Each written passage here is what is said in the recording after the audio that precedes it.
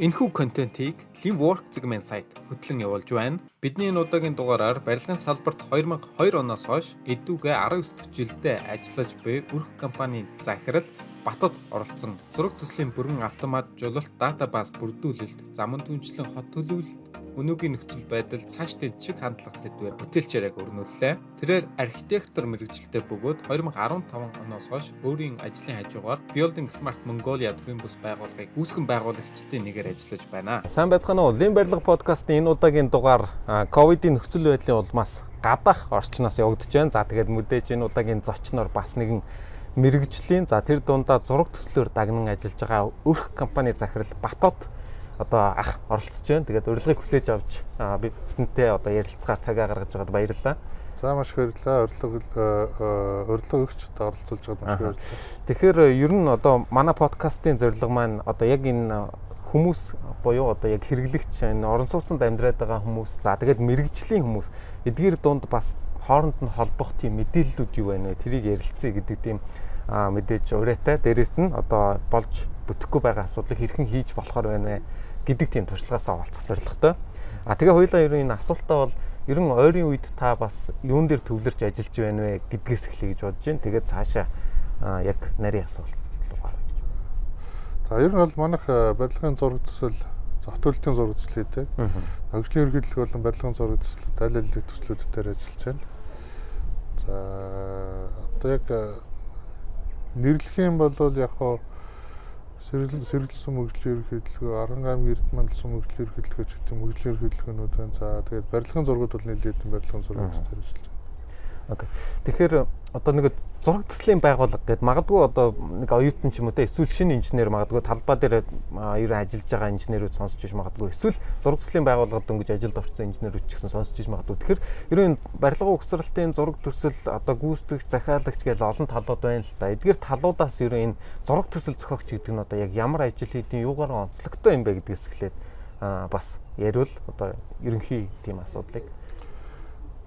За ер нь бол барилгын төслийг бүхэлдэн төслийг авч үзэх юм бол барилгын зураг төслийнхэн бол үндсэндээ төлөвлөгч нар л шүү дээ. Одоо төслийн төлөвлөгөө одоо гаргадаг улс бол гэдэг.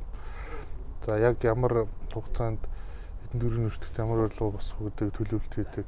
Тэгэхээр энэ бол ерөөсөө хамгийн анхны одоо чухал одоо техникийн шийдлүүдийг техникийн шийдлүүдийг гаргадаг тийм чухал процесс л болж тараад байгаа юм л да. Үндсэндээ хамгийн зардал багтай үед хамгийн зөв хөлбөрийг сонгох боломжтой одоо тийм нөхцөл байдал хэсэгт одоо зураг зохиогч ажилладаг гэсэн үг л да.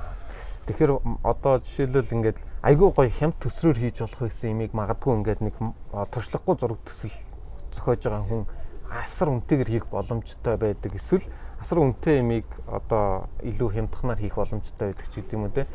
Тийм одоо шийдлүүдийг бас гаргадаг. Мэдээч тав тух найдвартай байдал гэдгийг л бас авч явдаг гэж ойлголоо. Тэгэхээр одоо ингээд зураг төсөл зохиогч ингээд түрүүний ярьсан барилга угсралтын төслийн төлөвлөлтийн асуудлыг хариуцдаг юм байна гэсэн. Тэнгүүд одоо манай энэ Улаанбаатарт энэ ард баригдаж байгаа барилгуудад маань ер нь одоогийн байдалд ер нь төлөвлөлтийн энэ асуудлууд ер нь хэр оновчтой гэх юм уу те цаг үеэ дагсан дэлхийн жишгт хэр нийцж явж байна вэ? Барилгын төлөвлөлтүүдийг асууж байна те. Тийм одоо нөгөө энэ хийцлэл тэгээд орон зай за гадна фасад гэдэг утгаараа. За яг энэ бол мэдээж одоо орчин үеийн төвшөнд 7 улсын төвшөнд нийцж гэнэ үү гэдгийг бол зүгээр технологийн хувьд ярьж болохоос биш одоо гой ганган сайхан мухагийн тухай асуудал дээр бол бас хэцүү л яг архитектурын тэр нэг янз бүрийн одоо өвчлөөр онлууд бол байж болж байгаа. Зүгээр яг нэг барилгыг харчаад нэг хүн гоё байна гэж хэлэхэд нөгөө хүн муухай байна гэж хэлдэг ч юм уу те. За магадгүй тухайн үеийн нийгэм тухайн одоо үе одоо тэрийг таашаах нийгэм байхад магадгүй хэдэн жилийн дараа таашаахгүй ч гэдэг юм уу. Тэр тухайн асуудал бол харин өөр яригдах. Энийг бол ямар нэгэн байдлаар гоё муухай гэж дүгнэх нь бол жоохон асуудалтай гэж дүнтэй байна. Зүгээр технологийн хувьд бол мэдээж дэвшиж байгаа. Тэр бол ер нь сүүлийн технологиуд аль болох боломжтой технологиуд нь бол орж ирж байна л гэж харж байна. Одоо сүүлийн үед зүгээр манайд илүү нарийн судлаас ороосоо гэсэн салбар бол энэ хиймэл оюун суурилсан барилгын хяналт нэг байгаа. За угсрал талдаа бас ер нь ороод эхэлсэн. Тийшээгээ ер нь ихтгэл зурлаж оролцож байсан дээр байх л гэж харж байгаа. Одоо нөгөө дэлхийд дээр байгаа дижитал шилжилт, хиймэл оюун ухаан гэдэг юм л манай барилгын салбарт зайлшгүй орох шаардлага байна л гэж үзэж байгаа юм байна шүү дээ. За хоёулаа энийг бас нэлээд дэлгэрэнгүй ярина. Тэрнээс өмнө ерөн ингээд түрүүний ярьсан нэг хүн одоо магадгүй хувь хүн те ерөн ямар ч хүн ингээд барилгаа бариулъя гэж үзвэл бас сайн төлөвлөлт хийлгэж сайн гүйцэтгэл гаргана гэж үзэж байгаа. Тэгэхээр ер нь ингээд нэг хүнд ингээд ямар нэгэн үйлдвэр хийх гээд үйлдвэрийн барилга хэрэгтэй болдог ч юм уу эсвэл одоо амьдрах гээд нэг хаус хэрэгтэй болдог ч юм уу. Яг тэр үед тэгээд ингээд хинт хандах. За мэдээж зураг зохиогчд хандна байх гэж бодож байна. Тэгэд зураг төсөл зохиогчд хандаад тэрнээс хоошоо ямар процесс гаргаад тэр хүнд ямар үр дүн гаргаж өгдөг энэ дунд өрөндөг процессыг ярьж игвэл яг Монгол улсын нөхцөл төр үндсэнтэй нэг зурагчлалын үе шатын тухай асууж байгаа гэж байна зүгт. За ер нь бол захиалагч мэдээж эхлээд зурагчлалын байгууллагт хандж байгаа. За тэгэхээр тэрнээс өмнө мэдээж тэр үчиг газартай байж таараа тодорхой хэмжээний төслөө хэрэгжүүлэхдээ мөнгөн дүн одоо багцаа мөнгөтэй жиж болно эсвэл одоо хаанаас хүүсвэр олохоо тооцсон байж болно те.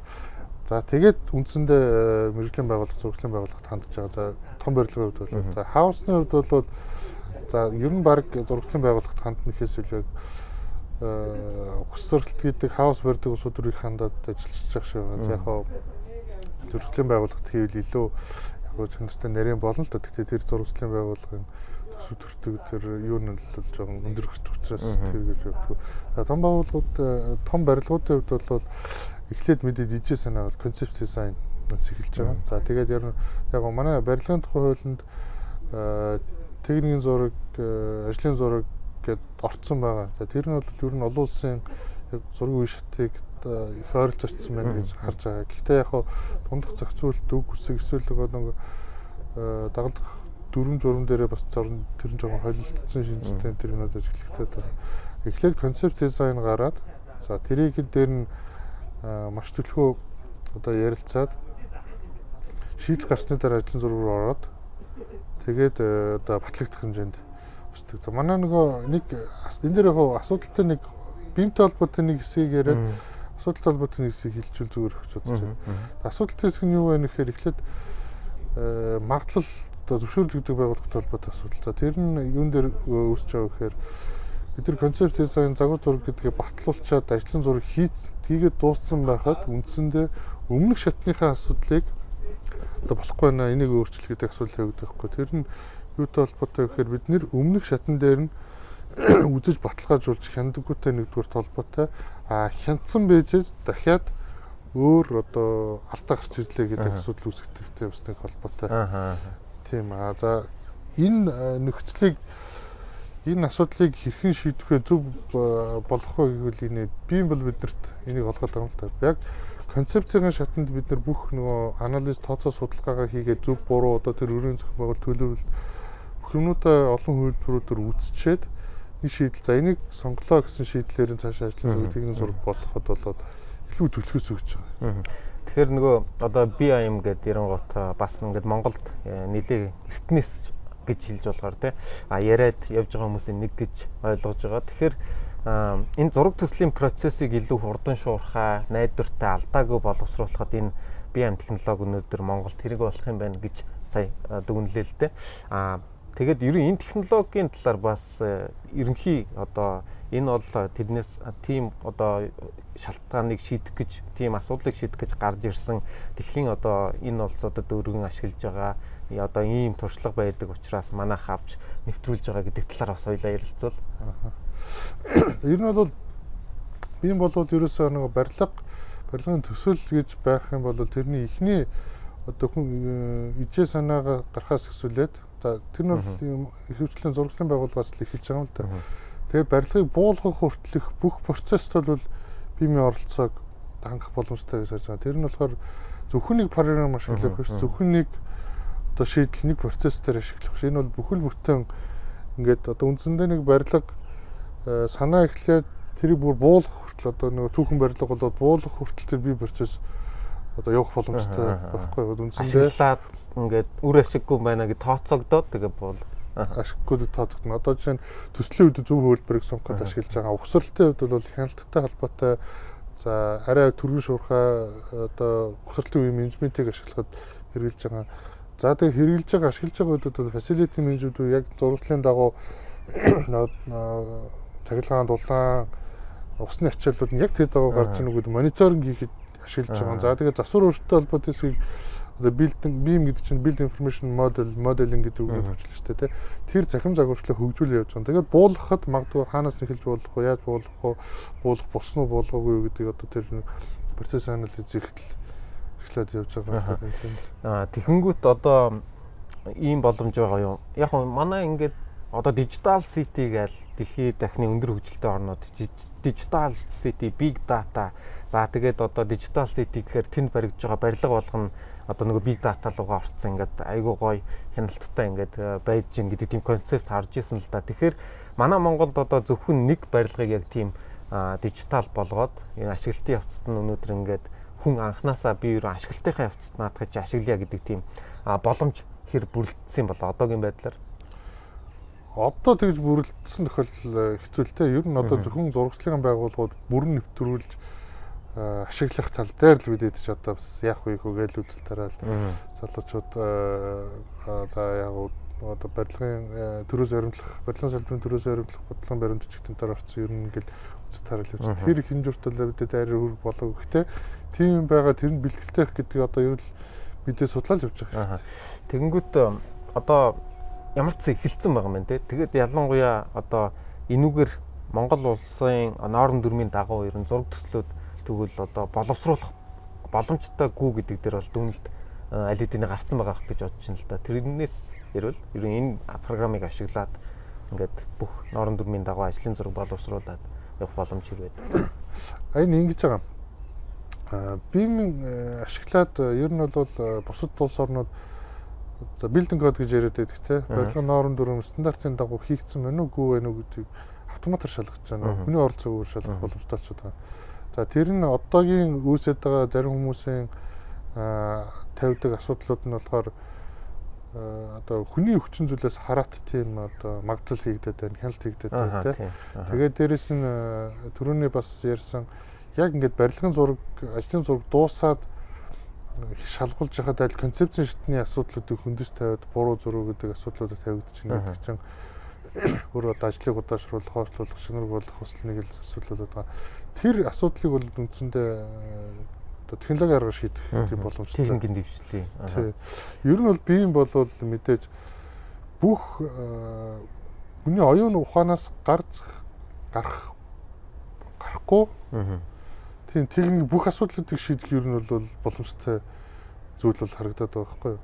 Сүүлийн үед бол бүр ингэж байгаа архитекторуудыг хиймэл оюун орлох уу гэдэг асуулт одоо хэрэгжиж байгаа. За би нэлээд судлаад үзсэн. Ер нь бол 50% одоо барилгын зураг эзлэлийг хийхэд 50% нь архитектор, 50% нь хиймэл оюун оролцоод ингээд барилгын зургийг хийх магадлал өстэй байна гэж дүнсэнд харагдаж байгаа. Тэгэхээр одоо архитекторуудыг ч хүртэл бас тал өвөнд орлно гэдэг чинь бас окей.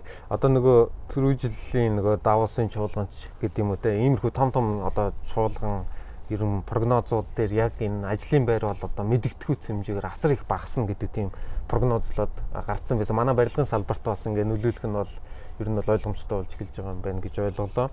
Тэгээд хоёлаа юу яриул түрүү ингээ зураг төслийн процессыг ярьсан. Тэгвэл тэр процессыг илүү хялбар болгож байгаа нь бол BIM технологи юм байна. Манай Монголд бол өнөөдрийн байдлаар ер нь зураг төсөл зохиогч нар төлхөө ашиглаж байна. Ер нь бол зураг төсөл зохиогч угсралт ашиглалт ингээд тэр бүх үе шатанд л энийг ашиглахад хамгийн одоо бас боломжтой юм програмуудын нэг гэж харж байна. Тэгэнгүүт магадгүй ингээд зураг төсөл гэд ярангуут одоо манайхан дунд гэдэг юм уу яг өнөөдрийн нөхцөл байдлаар ингээд зургийн алдаанууд бас талбай дээр аль хэдийн экспертизээр орцсон ч гэдэг юм уу тийм зургийн алдаанууд их гараад ин дээрээс нь өөрчлөлтүүд бас их гараад байна.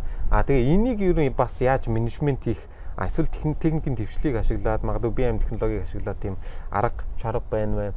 Дээрээс нь танад бас ямар тиймэрхүү асуудлууд ер нь хэр гардаг юм бэ? За эхний нэг чиний хэлсэн дээр ажлын байр цөөрч байгаа талбарт миний нэг санал байна. Чамтай л арай зөв эсрэг саналтай юм дөө.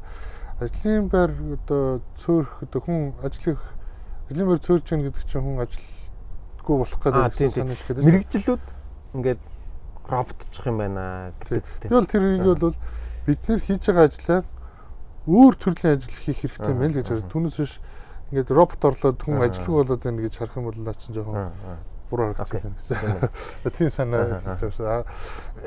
Угсралтын тэр өөрчлөлт бол ер нь одоо барилгын зурагчдын бим дээр хийгээд бим технологи гэдэг юм уу, бим систем гэдэг юм уу, build information modeling дээр хийгээд тэрийг одоо угсралтын байгууллагаас захиалагч төвлөлөд өгчих хэрэгтэй. Одоо IFC гэдэг одоо технологи одоо файлын өртгөлөөр одоо форматаар ресурс өгч юм бол угсралтын явд одоо модель харж байгаа өөрчлөлт хийвэл яг тэр моделээ дахиад хөгжүүлээ явах хэрэгтэй байхгүй. Одоо ч бид нэр ингээд цаасан зургаас ингээд угсралт дуусгаад ингээд нэг ингээд юм хэсэг хийгдээд хаягдаад угсралтын үед нэг зураг хийгээд тэр нь хаягдаж тал нь хаягдаж хатгалаад архивт ороод байж. Би юм бол ингээд эхнээс нь санаа гарахаар концепцаас нэхлээд нэг зүйлийг ингээд хөгжүүлэл одоо ингээд юу гэж одоо нэг детальны болгоод ингээд хөгжүүлээд ингээд бүх ингээд хөгжүүлээд явах хэрэгтэй. Тэр үед нь угсралтын үед мэд зургаас зөрсөн байж болно, зурагчдын байгууллагаас шийдлээс зөрсөн мэд. Тэр үед нь тэнцээний шийдлийг өөрчлөөд зурагчдын байгууллагатай зөвшөлдсөд тэгээд ингээд тэрийг хөгжүүлээд ингээд угсралтын үед тэр одоо модель хүлээдэг ч хэрэгтэй байхгүй. Амьд ингээд тодорхой эхний одоо хувилбар гарсны дараагаар бас ирээдүйг буюу одоо яг юу болохыг мэдэхгүй байгаа шүү дээ яг тийм ирээдүйд. Тэгэнгүүт тэр ирээдүйд нь одоо очихороо буюу одоо өчигдөр төлөвлөсөн юм өнөөдөр хийх үедээ өчигдөр би зөв төлөвлөсөн үгүй гэдгээ апдейт хийгээд тэр төлөвлөгөөг амьд байлгах тухайн асуудал гэж ойлголоо.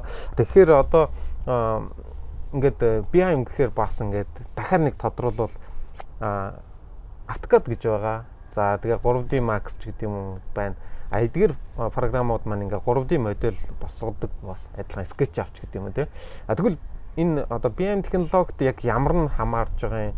Юугаараа онцлог юм гэдэг бас нэг тодтгол хэлвэл. Одоо нөгөө 3D хийдэг програмууд байсаар л одоо BIM гэдэг асал адилхан 3D хийдэг програмыг ч юм уу технологи нэрлээд байна гэдэг бас төрөлөөс байж болох юм тий. Асуус бол. Тэр нь ямар ч үстэй вэхээр building information modeling буюу барилгын мэдээлэлтэй завшилт гэдэг бидэд орчуулад байгаа. Яг барилгын мэдээллийн завшилт гэж зарим хүмүүс орчуулад байгаа. Тэр юу гэсэн үг вэ гэхээр тухайн модель дээр дарахад одоо модель гэх юм одоо барилгын элемент гэх юм тэрэн дээр дарахад тэрнтэй холбоотой бүх мэдээллүүд нь агуулгадж байгаа байхгүй юу. За 3D Max гэдэг юм SketchUp дээр бол за магадгүй AutoCAD дээр ч гэдэг юм уу жишээ нь тэр мэдээлэл агуулгахдахгүй байгаа байхгүй. Тэрүүгээр нөгөө дата анализ хийх тэр дата өгөгдлөөр ажиллах маш том боломжийг бүрдүүлж байгаа. За барилгын зургийн хувьд бол BIM гэдэг байгаа. Газар зүйн мэдээллийн системд бол GIS гэдэг Geographic Information System гэдэг information гэдэг бас байгаа тийм. Тэгэхээр мэдээлэлтэй бас газар зүйн мэдээллийн систем болчиход байгаа. Тэрүүгээр ер нь мэдээлэлтэй тийм одоо объект байна гэдэг нь одоо мэдээлэлтэй гэдгээ нэг жоохон тодруулбал одоо жишээлбэл ингээд нэг баг нь ингээд босголоо 3D-гээр босголоо гэж бодоход за SketchUp дээр бас нэг юм баг нь босоод тэр нь BIM дээр ч гэсэн босоод ирнэ. Тэгээд яг яаж мэдээлэл нь ялгарх. За тэрэн дээр гэж байгаа. За SketchUp дээр дарсан баг нь би SketchUp програмыг сайн мэдэхгүй л дээ. Гэхдээ 3D хийдэг гэж тэрэн дээр дарахад зүгээр юм магадгүй зөв эзлэхэн урт өндөр өргөн гарсан нэг эзлэхүнтэй тийм мэдээлэл гэж байгаа. За Revit дээр ч юм уу хийхэд бол за тэр багны бетон маркинг за магадгүй төмөр бетон бол доторх одоо юунууд нь найрлагууд нь одоо бетон магадгүй ямар арматуртай холбогдсон тухай мэдээлэл урт өндөр өргөн тэгээд одоо магадгүй тэрийг угсралтын үеийн технологийн мэдээллүүд одоо сүүлийн үед одоо манайхан ирээд байгаа техник шаардлага гэж яриад байна тийм technical specification гэдэг. Тэр ямар спекийн дагуу гэдэг юм ямар юутай спекийн дагуу хийх үү гэдэг одоо ямар хүссэн мэдээллийг тэр багны дотор оруулмаар тэр бүх мэдээллийг оруулж болж байгаа байхгүй. Одоо энэ дээр цаг үеийн горим одоо угсралтын үеийн горимыг оруулж болж байна. Ямар норм дүрмийг ашиглаж угсрахыг оруулж болж байна. Спекийн дугаарууд байж болж байна. Одоо тэгээд юу гэсэн л оруулж одоо жишээлбэл ингээ мэдээлэл оруулж байгаа л нэг баг нь усгаал доторхын арматуулчилдаг ч юм уу тий гаднаас нь ингээд шавар хий за замаски болохгүй бол одоо яа тийм зам бодог эмүүлсэй гингүүд бүх мэдээлэл нь дата нь орсны дараагаар тэндээс хүссэн мэдээлэлээ сугалж авч буюу ингээд өснөгдөлж хэрэглэх боломжтой гэдэг нь бас манай яг усралт дээр байгаа ч юм уу зураг төсөл дээр ингээд маш их цаг авдаг ажил шүү дээ. Тоо тэгээд механик алдаа маш их гардаг. Тэгээд тоо хэмжээг яг 100% зөв ботсон гэдэгт бол бас хүн болгон бодохоор нэг өөрөөр гаргаад ирдэг ч юм уу. Тиймэрхүү юмнууд байдаг. Тэр болгоныг бас шийддэг нь айгүй гоё санагддаг л да. Миний хувьд бол тэгэхээр одоо ингээд BIM технологи маань яг хуу тодорхой хэмжээнд манад нэвтэрсэн юм байна. Тэгвэл ер нь энийг түрүүн бид нар ярьлаа ажлын байр ер нь ингээд бас 50% болох гээд нэ робот хүн хоёр гэд. Тэгвэл одоогийн байдлаар манай улсын нэг уламжлалт буюу AutoCAD-аар ч юм уу те ийм зураг төсөл боловсруулж байгаа баг ямар бүтцтэй байдаг вэ? Тэгээд одоо магадгүй BIM-аар боловсруулвал тэр нь одоо хэрхэн өөрчлөгдөх боломжтой вэ гэдэг талаар бас ярил. За яг хөө ер нь бол яг юуны хувьд ч юм уу.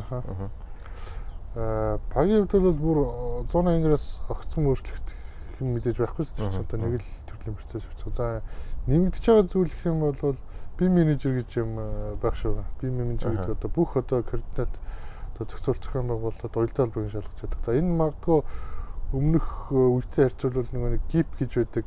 Тэмцэх төстэй болоо гэж байна. GIP гэдэг чинь одоо бүх зургийг уялдуулаад нэгтгэхэд ингээд ерөнхийдөө зураг бацдаг одоо юу яадаг юм шүү дээ. Ерөнхийдөө. За BIM менежер бол магадгүй яг тэр ажил гэхдээ техникийн мэдлэгийн хүрээнд шийдлийн хүрээнд маш зөв гаргалгааг нь гаргаж чаддаг тийм хүн мэрэгчлээ хүн байх хэрэгтэй болж харж байгаа. За хоёрдугаарт нэг асуудал бол өмнө бол архитектор, инженер тэгээ техникүүд гэдэг ингээд байдаг шүү дээ. Техник гэжээс.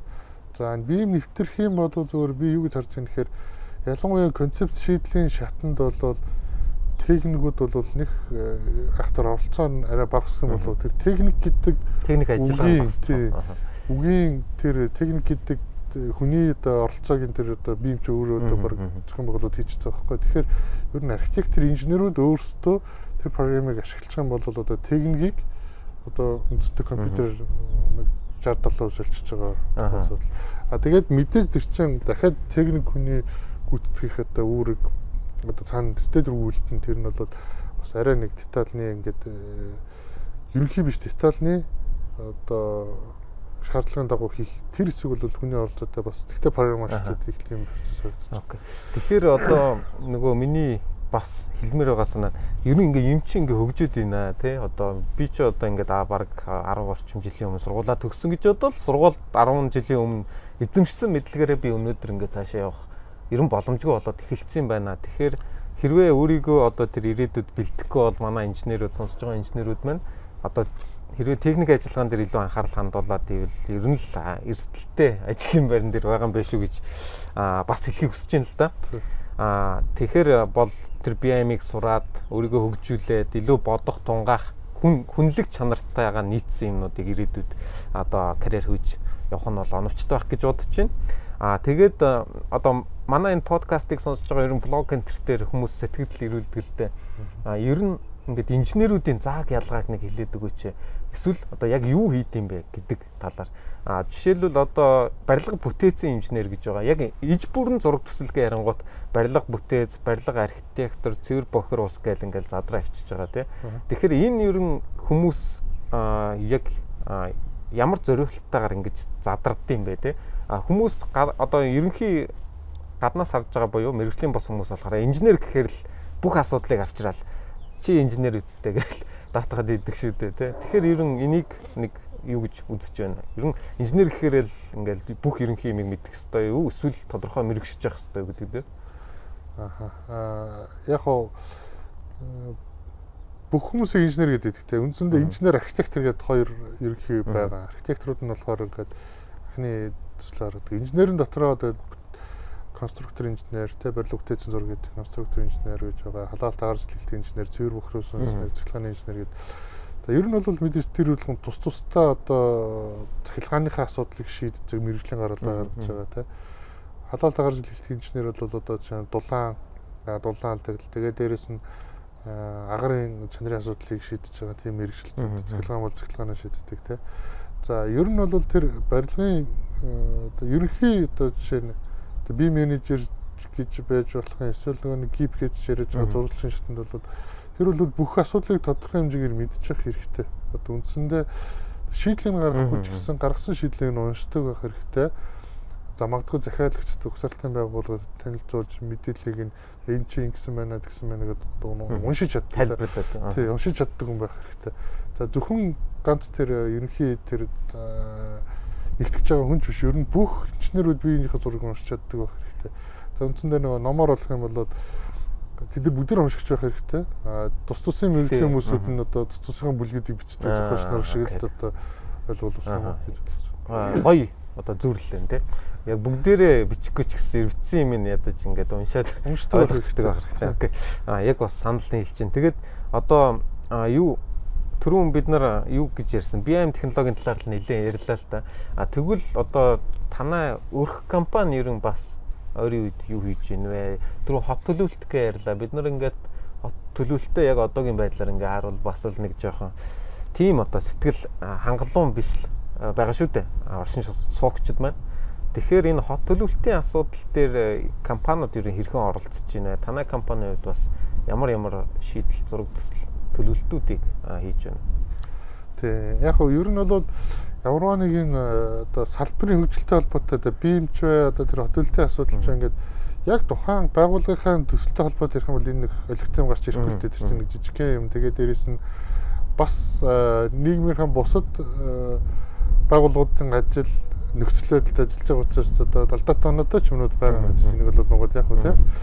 За ер нь бол зүгээр яг энэ асуудлуудыг бол яг салбарын мэргэжилтнүүдийн хүрээнд яг санаа зовдөг улсуудын хүрээнд ярилцаж дэлгэж тавьж одоо юу гэдгийг нэг ширээн дээр дэлгэж тавьж асуудлыг ярилцах нь илүү чухал шалбарт болж байгаа. Хэр их дэлгэж тавьж ярьж асуудлыг шийдэж байгаа гэдэг л ер нь бол чухал байна. Яг нь сүүлүүд манай хот төлөвлөлтийн бас нэгдсэн хилцүүлэг зохион байгуулад одоо нэг ойлголттой бол ер нь ярилцъя гэдэг бас нэг юугаар юунууд онлайн хилцүүлэг гэх юм уу зохион байгуулсан. Эхнийх нь явсан одоо тэгээ дараах нь өгчээсэн боловч одоо бас л арай л амжаагүй л байна. Одоо манай төлөвлөлтийн салбарын одоо мэргэжилтнүүд оролцсон тийм л байна. Тэгэхээр та өөрөө ер нь хот төлөвлөлт талдаа яг мэргэжилттэй юу? Ер нь хот төлөвлөлтлөө яаж холбогдож байгаа вэ?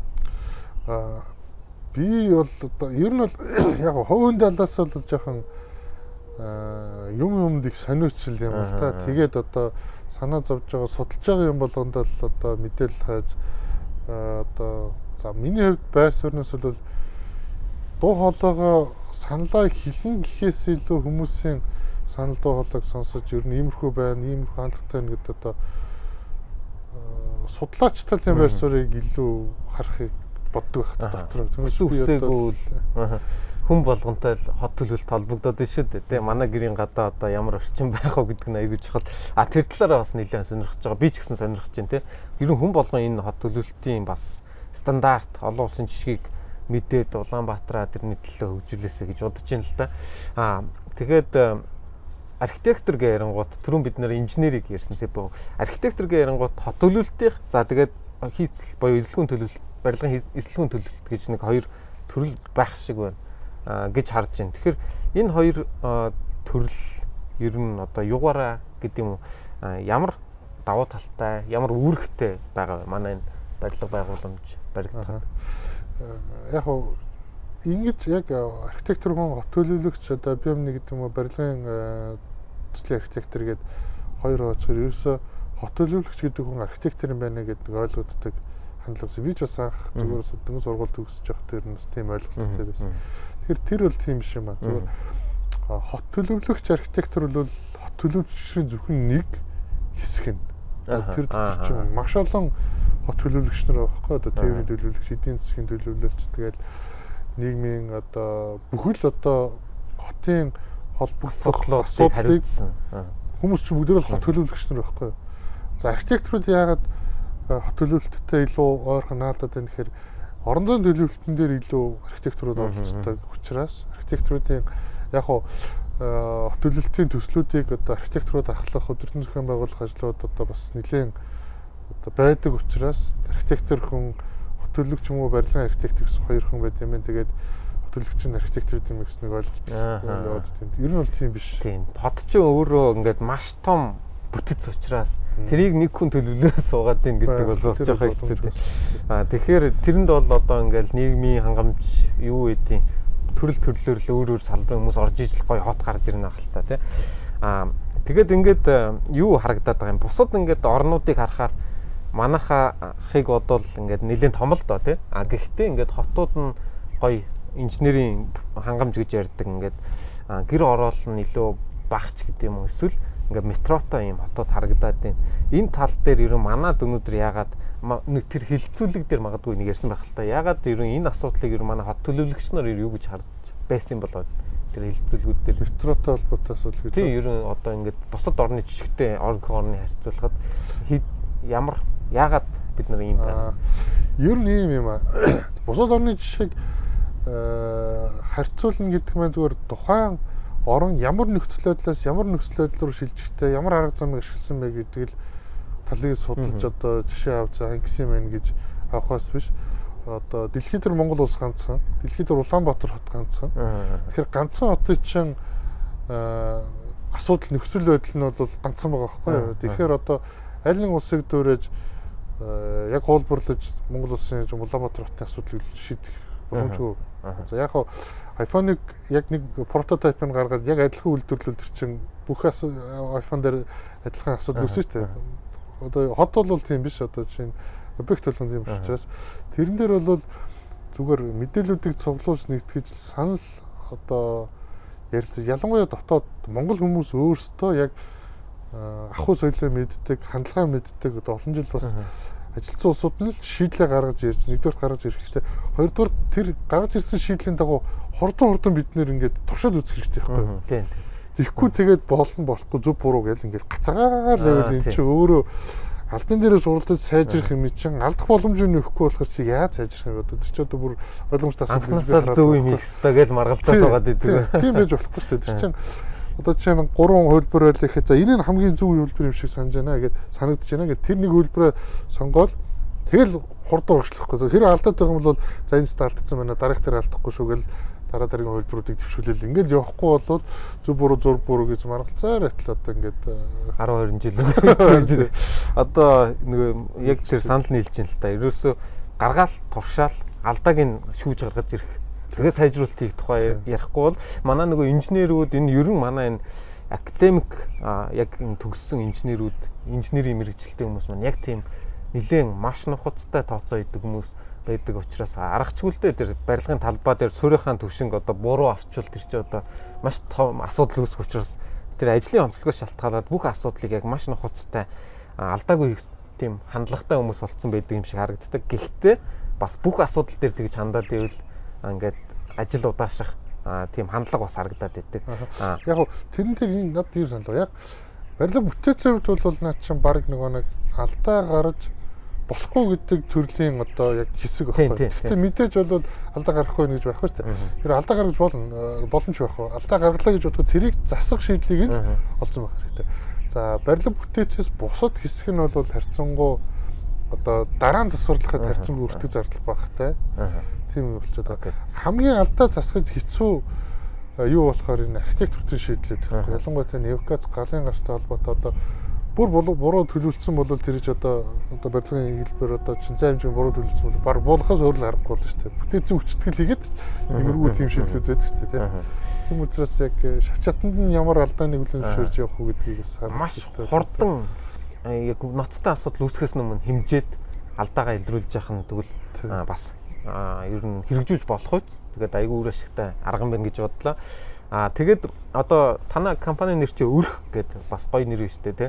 Нөгөө юурт буюу нөгөө гэрийн манай Монгол гэрийн дээр үж идэг өрх. Тэгэхээр ер нь Монгол гэрийн хийцэл бас ингээд ярингууд айгүй гоё штэ. Агаар нь айгүй гоё. Тэгэд манай Монголын энэ одоогийн хот төлөвлөлтийг харахаар Монгол гэрээ бараг байхгүй болох гэдэг юм шиг л тийм бодлого явагдаад байгаа юм шиг надад санагдаад байна л да. Гэр орооллыг байхгүй болгоно. Тэгээ Монгол гэр нь одоо яах юм бол гэж бодоод байна. Энэ тал дээр бас ер нь юу гэж боддог вэ? Үндэсний нэг онцлог манслаг. Яг хоо энэ дээр бол би л ингэж боддог.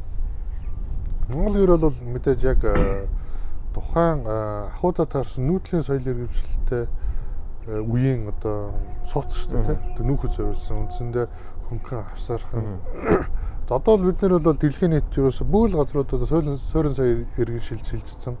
Одоо манай одоо монголчууд л одоо хүмүүс л суурин соёл иргэншил рүү шилжиж байгаа. За гисэд ч гэсэн бид нэр гэрийнхэн тэр юу гэдэг өнгө төрөх уламжлалыг бол устгаж мэдээж болохгүй. Одоо ямар нэгэн байдлаар авч үлдэх хэрэгтэй. Тэртээ дөрөв одоо ч гэсэн нүүдэлж байгаа улсууд байгаа учраас аль болох яг өмнөх технологиор зүгээр ашиглал мэдээж зүгээр гэр орол гэдэг нь одоо үндсэндээ яг гэр гэснээр ороод байгаа боловч ингээд зарим судалгаанууд байдаг юм билээ. Одоо 60 70 80% зүгээр байшин одоо шавар байшин. Тий. Шавар модон янз бүрийн байшингууд байдаг. Үлдсэн гэртээ айл нь хоор байдаг юм билээ. Тэгээд яг уламжлаа авч үлдэх үүднээс хэлбэр бүх одоо архитектурууд нэг одоо юу гэдгийг иргэдэн маш сайн мэдээлэлтэй ямар давуу тал онцлогтой мэдээлэлтэй байх хэрэгтэй. Тэрийг нь хадгалсан янз бүрийн одоо хашаанд бол заавал нэг зуны байшин болгож болно шүү дээ. Ашиглаад байгаа бол үлдэх байх гэж байна. Одоо энэ тентхийн мэдээлэл харж вебсайт ч юм уу, блог, YouTube ч юм уу харж байхаар энэ одоо энэ өндөр хөгжилтэй Европууд ч гэдэг юм уу, за тэгээд Азууд ч гэдэг юм уу, гэрд ингээд нойрны муугаад унтдаг хүн гэрт очингуудаа ингээд унтах гэж очиж байна гэдэг тийм одоо мэдээлэл энэ харагдсан л да. Тэгэхээр бас энэ гэр гэдэг одоо ийм бүтээцлэл чинь бас нэлээд бас гоё хүний одоо яг байгальд ойртох тийм боломжийг хангаж өгдөг юм болов гэж бодоод байгаа сүүлийн үед. Тэгэхээр тэр бол яг надтай бүр амин жишээч байх. Яг амьд тулгарсан байхгүй тааралцсан байхгүй. Америкээс ирсэн нэг архитектор бас нэлээд настай тий. Тэгээ Монголд ирчээд нэг бид хэд тэрэлжээд очиод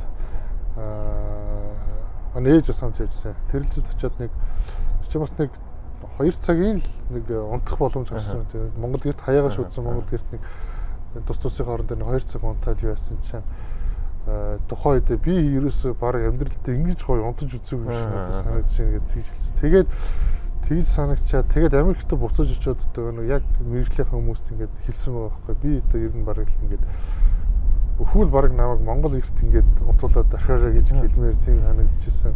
Айгүй гоё тийм мэдрэмж авсан билээ гэд хэлээд. Тэнгүүд тэр мэдрэмжийг тэрийг сонирх гэж бас одоо Монголд ирж ирсэн тиймэрхүү тохиолдлууд байгаа. Тэгэхээр бол хэрвээ бид нар магадгүй ингээд Монгол гэрийг хөгжүүлж чадвал бусад Орос орнууд нөгөө Европынхан ч гэдэг юм Монгол гэрийг хөгжүүлээл хийцлийн илүү хөнгөн болгоод илүү бат бөх болгоод гал төсвөртэй болгоод яваад байгаа юм билээ шүү дээ. Бид нар гэтэл нөгөө уламжлалт эсхий тэгээ мод гэдэг юм аа ашиглаад идэг. Гэтэл тэр дунд чинь одоогийн технологийн дэвшлийг ашиглаад айгүй гой сайжруулалтуудыг хийж болох боломж байгаа юм байна даа л гэж бодож явдаг. Яг гоо чиний санааг ойлголт үндсэндээ нөгөө portable хэлбэрийн хадгалаад одоо модны оронд илүү хөнгөн металл ч юм уу одоо тийм технологи ашиглаад энэ тэнд одоо зөөвөрлөх боломжтой хэлбэр. Үгүй тийш нь шилжүүлэх хэрэгтэй. Аль хэл байх хэрэгтэй. Уламжлалаараа байх хэрэгтэй. Одоо бол мэдээж технологи сайжруулсан яг тэр дагуу нь одоо нөгөө бүрээстэй холбоотой яг юутай холбоотой бүгд технологийн сайжруулал хөгжүүлэл хэрэгтэй. Одоо үндсэндээ энийг аялал жуулчлалын одоо төр судас болгож ашиглаж болж байгаа байхгүй тий. Тэгээд одоо магадгүй энийг хийгээд явж ич байж магадгүй тэгээ хүмүүс. Гэхдээ хэрвээ тийм хүмүүс байл бас надтай холбогдоод ярилцмаар байна те. Хэрвээ байхгүй бол бас энэ бол нэлээд гоё төсөл болно хаа гэж бодож байна. За тэгээд бит хоёрын цаг маань бас нэлээд явсан байна. Хоёлаа нэг одоо 10 минут ярилцаад ер нь дуусгая гэж бодож байна. Тэгэхээр сүүлийн хэдэн асуудлаа бид нар ирээдүг ярьдаг.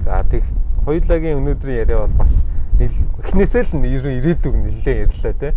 Тэгвэл яг өнөөдөр бид нар ингээд нэг бодит байдал гэж байгаа шүү дээ. Манай өнөөдрийн бодит байдал. Тэгэнгүүт түрүүний ярьсан BM технологиг ингээд нэвтрүүлэх гэж явж байхад ер нь ямар бодит байдалтай нүүрт толж байна. Ирээдүйд гоё болох гээд ирээдүйн одоо үр ашгийг л нэмэгдүүлэх гэх юм хийгээд идэг. Гэтэл яг өнөөдөр гэж нэг цаг хугацаа байгаа. Тэнд ер нь ямар саад барьерууд энэ толгорч. Үндсэндээ өнөөдөр яг ашиг юу мэдгэж чинь давуу тал мэдгэж чинь үү. Тэгээд хүмүүс хэрэг хүлээж авч байгаа.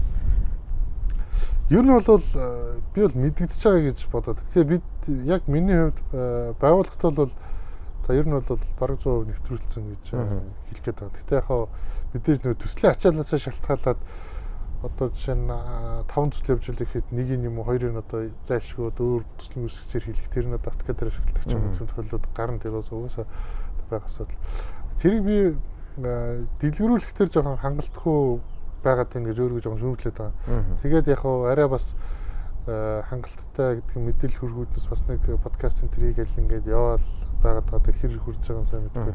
Ер нь бол дэвшлиг арай олон хүнд мэдрүүлж чадах юм бол илүү хурдтай хөгжин. Энэ дэвшлиг нь мэдэрсэн хүмүүс бол байгаа. Ашигтайг нь мэдэрч гэсэн усод үндсэндээ одоо дахиад автокад орч гэдэг юм уу хуучин технологиор зурхгүй гэсэн л шийдэлтэй болчихдөг юм билээ л ер нь D-Link нь. Угаасаа одоо ийм гоё ч яах вэ? Ийм амар арга байхад би одоо бие тэгж махал зоогоод яах вэ ч гэдэг юм те. Тэгээд бас түрүүний хэлсэн үгтэй яг санал нийлж байна л та ингээд яг би тэгтээ буруугаар ойлгоцсон байж магадгүй. Нэг мэдлэг, нэг ингээ гоё юм ингээ ганцаараа мэдээ яваад ингээд ганцаархнаа мэдэнгүүтээ тэрний талаар ойлголтгүй хүмүүсийн дунд ингээ ганцаараа суугаад ивэл тэр бол гоё юм биш болцдог өөрөө. Магадгүй бүр сул тал болоод ганцхан хүн нэг асуудлыг мэдээд тахаар нөгөөд нь ойлгохгүй бол ингээ амар конфликт үүсээд бүр их асуудал болдог те. Тэгвэл тэрийг ингээд одоо тэр гоё аргачлал гэдэг юм уу тэр одоо дэвшилтэд аргачлалыг аль болох олон хүн мэдвэл нөгөө анх мэдсэн ганц хүний илүү сайн мэдж байгаа ганц хүний ур чадвар мэдлэг нь илүү үнэлэгддэг гэж ойлгоод байгаа. Энэ тал дээр би зөв ойлгож үгүй.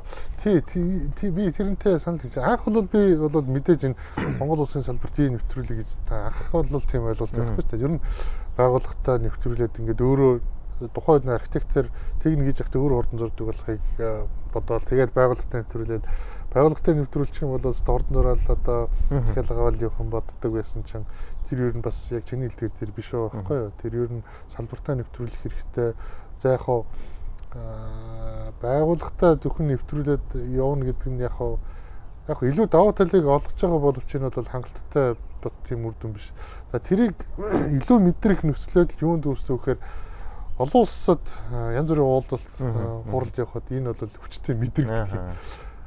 Тэр хүн чинь өр компани одоо чинь гэдэг ч юм уу эсвэл архитектор Батууд гэж ярих хэрэгтэй. Монгол улс гэдээ яриад ирэхээр манай Монгол улсынхын ингээд яг нэвтрүүлэлт ойлголтын ингээд харьцуулаад үзэхээр ингээд ерөөсөө улсаа төлөөлөх бодол чинь хамгийн түрүүнд чухал болж байгаа. Тэгжээж амар хүчтэй одоо мэдрэгдэж байгаа учраас энийг ер нь нэвтрүүлэх хэрэгтэй гэдэг тий.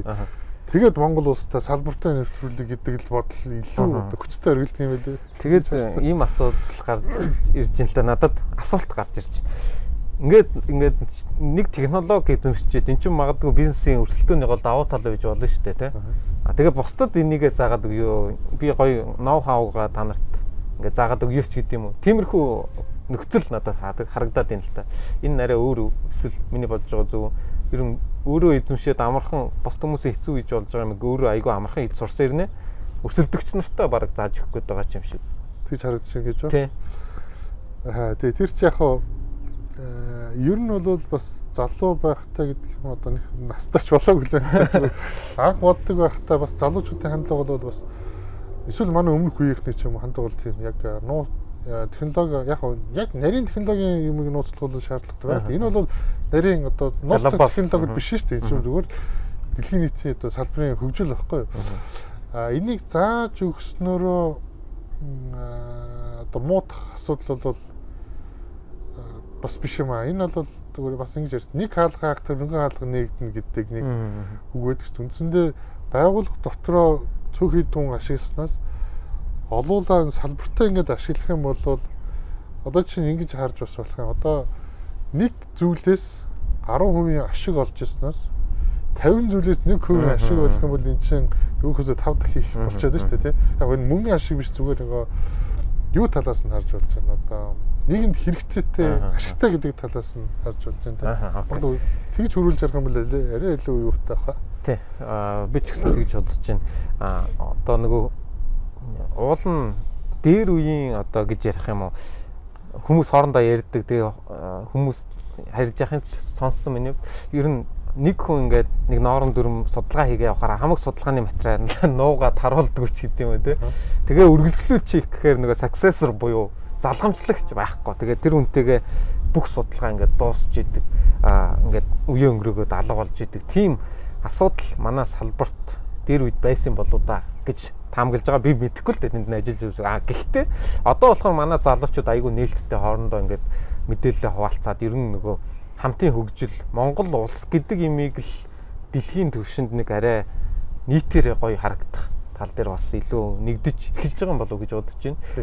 Наад нэг үзэгдэл хандлагч ер нь одоогийн төрийн байгууллага дээр их ажиглагддаг. Одоо байгаа юу? Байдаг. Одоо үндсэндээ өмнөх хийсэн судалгаа дата материал одоо чинь хот төлөвлөлттэй холбоотой барилгатай холбоотой бүх зүйл чинь үндсэн дээр нэг raw data буюу одоо янз бүрийн датан дээр суурлаад тэрэн дээр анализ хийгээд дараагийн боловсруулалтад хөгжүүлэлт гаргасан. Одоо төрийн байгууллагууд бол бүх датагаа нуугаад байдаг юм уу, байдгүй юм уу, хадгалж хамгаалж чаддгүй юм уу, ямар ч хэлсэн төрийн байгууллагаас одоо нийтэд ашиглаж болохоор дата ерөөсөй бараг гарч ирэхгүй л байна. Одоо тэрнээс болж бол маш их одоо судалгааны гэдэг юм одоо хөгжүүлэлт хэрэглэхэд бол өгдөж явах гэж боддог шүү. Аа. Магадгүй одоо төр өөрөө ингээд амар их мэдээллийн учрыг олох гээд эрх мэдлийг өөр дээрээ төвлөрүүлээ те. Ингээл бүхэл юмд нормын тендер зарлаад бүхэл нормыг хянж үзэх гээл зүтгээд ажиллаа бартгоо зохион байгуулалтанд болдгоо ч юм уу. Тэгж би бол тэгж боддог. А тэгэнгүүт тэр чи хийдэг угаасаа мэрэгжлийн байгууллага 20-30 жилийн түүхтэй тийм одоо байгууллагууд байна. Тэрэнд нарт яагаад зүгээр найдаад ингээд юуг нь өгчөж болдгоо мэ гэдэг санал гэдэг юм уу. Одоо бодлол надад сүүлийн үед бас нэлээд төрөөд байгаа. Тэгэхээр норм хувьд юм шүү. Зохион байгуулалтыг нь болохоор барилгын хөгжлийн төв одоо нормт хилцсэн зохион байгуулж байгаа. Яг боловсруулж байгаа улсууд нь бас л бид нар шиг гэдэг юм уу тэрийн ус байгууллагын мэрэгчлүүд л оролцоод боловсруулж байгаа л да. Одоо тэрэн дээр бол яг зүгээр ягаад хөгжихгүй байгаа шалтгаануудын нэг нь болохоор юу гэж магадгүй одоо норм боловсруулах тавьдж байгаа төсвөж байгаа хангалтгүй байгаа гэж магадгүй. Түүнээс биш яг төрийн хэдэн хүмүүс очиж норм боловсруулах. Гэхдээ менежмент хийх тал дээр айгүй муу юм шиг санагдав. Тэрэн дээр бол бас асуултаж өмнөх норм дүрмээ дараагийн удаа сайжруулахад эсвэл техникийн даалгаврыг гоё бэлдээд яг зах зээлийн хэрэгцээг нийтсэн тийм техникийн даалгавар гаргаж өгöd боловсруулахгүй бол миний хувьд 2 норм дүрмд оролцож байхад техникийн даалгаврыг хараал сэтгэлээр унмаар тийм норм дүрмийн байгаад ер нь гэхдээ гаднаас харахад тийм харагдаж байна гэж харж байгаа. Тэгээд хамгийн сүүлийн асуулт дээр болохоор ийм төрлийн асуулт тавьдаг л да. Ер нь одоо энэ юу хот төлөвлөлт за ингээд жишээлбэл Улаанбаатар хот өнөөдөр одоо иймэрхүү байдалтай байна. Гэхдээ эн чинь одоо 5 жилийн дараа тодорхой нэг төвшөнд очино байх гэж бодож байна. Тэгэхээр энийг бас манай энэ барилгын салбарт ажиллаж байгаа мэрэгжлийн хүмүүс бас мэрэгжлийнүүдээр юу гэж прогнозолж харддгийн болоо гэдэг тал дээр бас саналын сонсдог байна. 5 жилийн дараа ямар болох вэ гэж байна? Тийм нэг 10 жил. За 5 жил дараа ямар болох вэ? 10 жилийн дараа ямар болох вэ төсөөлж гин гэж байна. Би бол яг нэг жоохон эргээр төсөөлдөг. Одоо ер нь бол сүүлийн үеийн хот төлөвлөлтийн холбоотой асуудлууд илүү ихээр хөндөгдөж байна. Энэ чинь юу илэрхийлээд байна гэхээр дараагийн 5-10 жил бид нэр алдаа гарах магадлал багассан болов уу гэж хараад байгаа байхгүй. Үндсэндээ алдаатай юмнуудаа засах. За эсвэл засах боломжгүй юмнуудыг нь бол одоо мэдээж яг тэрүүгээр нүлдээ нэмж алдаа гарахгүй засахгүй ч гэсэн алдаа гарахгүй ч гэсэн одоо буруу юм хийхгүй гэсэн одоо тиймэрхүү хэлбэл байна. Ер нь бол бүр нэг айхтар сайхан болохгүй ч гэсэн ямар ч одоогийн нөхцөлөдөө самгүй дээрдэх байх. Ер нь бол хамгийн гол зүйл бол би бол ингэж боддог шүү дээ. Төлөвлөлт одоо мэрэгжлийнхний төлөвлөлт ойлголт хандлагаас илүү хичнээн муухай зохион байгуулалтгүй хот байсан ч гэсэн иргэдийн ухамсар ойлголтыг одоо жишээ соёлыг гэх юм уу нийтийн боловсролыг дээшлүүлчих юм бол тэр дотор соёлтойгоор гэдэг юм уу бие биенийхээ одоо хүрээлэлд нөлөөд хүрээнд биеиндээ халдахгүйгээр амьдрэх байх боломжтой байх болов гэсэн тийм одоо магадгүй жоо хийсвэр юу ч биш магадгүй найдлага эерэг хандж магадгүй тэгж л боддог шүү дээ. Тийм тэгээд ер нь ихэнх хүмүүс маань нэлээд эерэг хариулт хэлдэг л дээ. Ямар ч зэн тэгэхээр хүмүүс нь угаасаа ийм бодолтой байгаа юм чинь хүмүүс л ямар байхыг шийдэн шүү дээ цаашаа. Тэгэхээр бол манай хот бол үргэлжийн одоо төгжрээтэй стресстэй байхгүй хаа гэж бас найдаж байна. За тэгээ урилга хүлээж авч оролцож бас хэрэгтэй мэдээллийг магадгүй залуучуудад өгсөнд баярлалаа. Тэгээд BIM технологи нэвтрүүлэх одоо энэ бас улс орны хэмжээний ажилтсан амжилт төсөөд хоёлаа ингээд дуусгая гэж бодож байна. За маш их баярлалаа. За бас амжилтс яа ер нь бол ингэж хийлээ гэж бодод байна. Ямар нэгэн юм дээр бол тууштай багч гэсэн оролдлого байх нь чухал юм болов уу гэж хараад байна. Тэгэхээр ер нь бол яг мэрэгжлийн хүмүүс бол ингээд ямар нэгэн жижиг сонирхож байгаа юм а барьж авчаад ингээд тасралтгүй одоо маачаал ухаал ингээд за яг их баг нь хамаа байхгүй ер нь тасралтгүй ингээд байнга тогтмол ингээд байх юм бол одоо хүн болгоны тэр байдал чинь одоо нэг тийш үсцэн савчгүйгээр алхамаар л. Тий, нэг юм дээр ингэхэр чин аль нэг хэсэгтээ сайжрна. Тэгээд нэгдэх юм бол илүү бидэд бодиттой бас алай төвшөлтэй зүйл дээр гарна гэж одоо салбараа хөгжүүлэх болов гэж бодож байна. За их баярлалаа. За баярлалаа. За Анхаарал тавьсан та бүхэнд баярлалаа. Та энэ сэдвийн талаарх илүү дэлгэрэнгүй мэдээллийг цаашид авч явахыг хүсвэл манай сувагт follow, subscribe, like дарж нэгдээрэй.